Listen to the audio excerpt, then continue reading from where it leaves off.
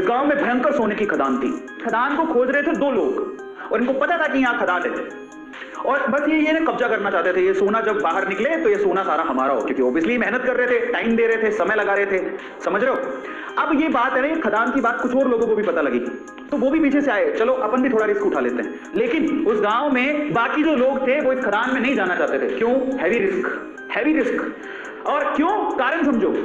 ये भूकंप आता है, ये इनको पता था, लेकिन फ्रीक्वेंटली नहीं आता। लेकिन इन्होंने क्या कहा, इन दोनों लोगों का कहा कि इधर कभी भी भूकंप आ सकता है, इधर तो सांप लौटते हैं, इधर तो चुड़ैलें घूमती हैं। काफी कहानियां आगे बढ़ाई, इनको थोड़ा बहुत पता लगा। इन्होंने 4 बातें और लगा दी। गांव वालों में या इन लोगों में इतना डर बैठ गया कि वहां पर कोई जाता ही नहीं था। इन्होंने ये नहीं पूछा कि तुम क्या कर रहे हो फिर वहां पे।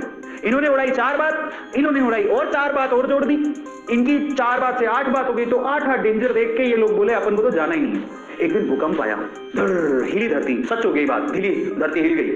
अब जैसी धरती हिली, अब बहुत सालों बाद आया था, इनको तो पता है कि धरती हिलने के बाद कुछ नहीं होगा, ये उनको पता है। और धरती हिलेगी तो सोना निकलेगा। लेकिन जैसी धरती हिली, ये भागे। इनको बताया कि धरती हिली, भागो, सब अंदर नीचे जाने वाला है, भागो भागो यहां से भागो। ये जो 10 लोग थे रिस्क उठाने को तैयार थे, ये भी भाग गए।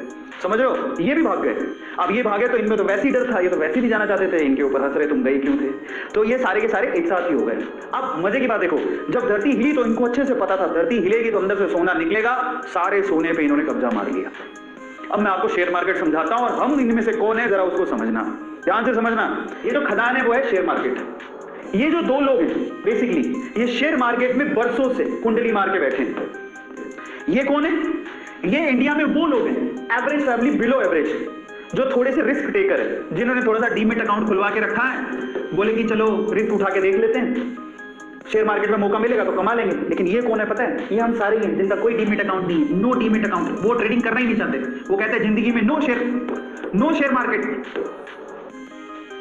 उनका कोई डीमेट अकाउंट नहीं है, उनको कोई रिस्क नहीं उठाना है। ये हिंदुस्तान के कितने लोग हैं पता है? ये हिंदुस्तान की 96% जनसंख्या है।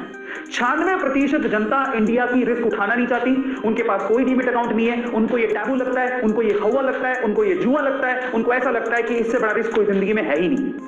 ये हैं वो लोग, 96% लोग। इनमें से ये कौन है? ये इंडिया के वो 4% लोग हैं जिनके पास डीमेट अकाउंट है, लेकिन फिर भी इनकी हालत खराब रहती है। कौन जाके पंगा ले? लेकिन ये हैं वो रिचेस्ट मैन जो पैसा कमा के यहां से मलाई खा के निकल जाते हैं।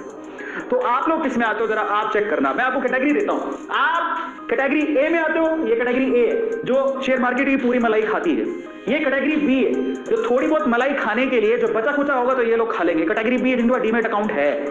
और ये इंडिया की 96% कैटेगरी है जो कैटेगरी सी में आती है, जिनके पास कोई डीमेट अकाउंट ही नहीं है। शेयर मार्केट तो दूर दूर की बात है, डीमेट अकाउंट ही नहीं है, कहां शेयर खरीदेंगे?